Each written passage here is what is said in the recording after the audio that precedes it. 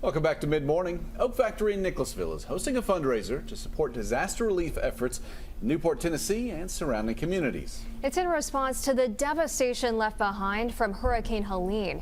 Here to tell us more about it is Tiffany and Brian Butler. Thank you so much for being here with us today. Thanks for having us. Yeah. Thank you very much. Tell us about Kentucky Serves. So Kentucky Serves is a disaster relief nonprofit company.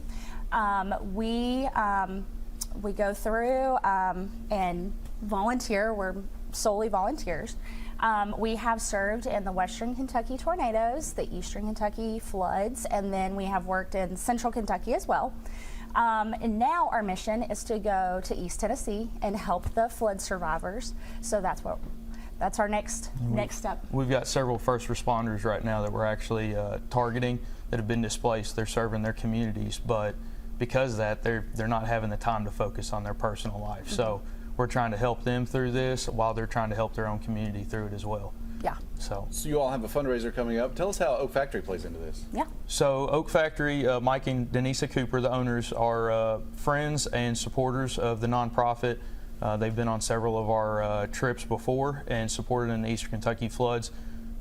With that, they're going to host a event this Saturday starting at 10 to 5, and a portion of the sales for that day for furniture sales will be donated to Kentucky Serves. We'll also be there with our truck and trailer taking in physical donations. Yep. We have a flyer that you can view on their website, our website, and we'll also have first responders, local law enforcement agencies and fire departments there to meet your local first responders and get to talk with them and see how they spend their time serving the community. And we'll get to be there. We'll have Hacienda's food truck there as well, helping, and they're going to donate as well, helping fuel the mission to East Tennessee. Yeah. Now you've responded now to several different natural disasters. How do people respond when they get these donations? It's kind of a little overwhelming. They don't know.